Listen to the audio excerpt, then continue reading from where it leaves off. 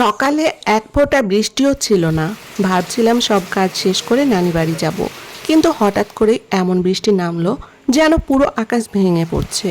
সেই বৃষ্টির সৌন্দর্য, অপেক্ষা আর ছোট ছোট মুহূর্তগুলোই আজ আপনাদের সঙ্গে ভাগ করে নিতে এসেছি।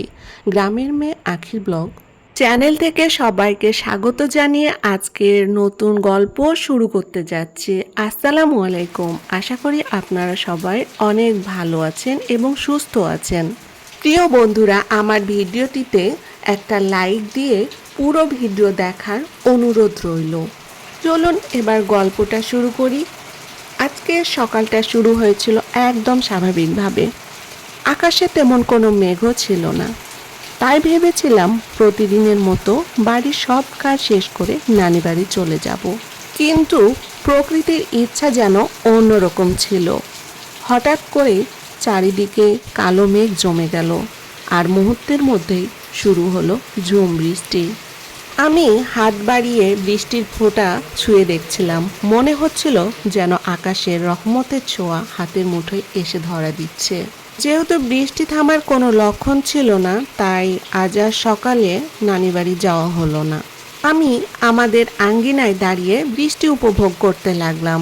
বৃষ্টির সময়ের সেই শীতল বাতাস, মাটির গন্ধ আর টুপটাপ শব্দ সব মিলিয়ে এক অন্যরকম অনুভূতি। এরপর চোখ গেল আমাদের লাউ গাছের দিকে। লাউয়ের ডগা বেয়ে ধীরে ধীরে বৃষ্টির পানি নিচে পড়ছিল। দৃশ্যটা এত সুন্দর লাগছিল যে কিছুক্ষণ শুধু সেটাই দেখছিলাম। আমি লাউয়ের ডগাটা আলতো করে নাড়াচাড়া করলাম। ছোট এই মুহূর্তগুলোই যেন জীবনের সবচেয়ে সুন্দর স্মৃতি হয়ে থাকে। আকাশের দিকে তাকিয়ে দেখি এখনো ঘন কালো মেঘ জমে আছে। মনে হচ্ছিল বৃষ্টি বুঝি আরো অনেকক্ষণ চলবে। তারপর গলির দিকে গেলাম। চারপাশে শুধু বৃষ্টির শব্দ। দাঁড়িয়ে দাঁড়িয়েই অনেকক্ষণ বৃষ্টি পড়া দেখলাম। কখনো কখনো কোনো কাজ না করে শুধু প্রকৃতিকে দেখো মনটা অনেক শান্ত হয়ে যায়। বৃষ্টি আমাদের একটা সুন্দর শিক্ষা দেয়। যেমন বৃষ্টির পর আকাশ পরিষ্কার হয়, তেমনি জীবনের কঠিন সময়ও একদিন কেটে যায়। তাই কোনো কষ্টই চিরস্থায়ী নয়। আল্লাহর উপর ভরসা রাখুন, ধৈর্য ধরুন। নিশ্চয় প্রতিটি কঠিন সময়ের পর সহজ সময় আসে।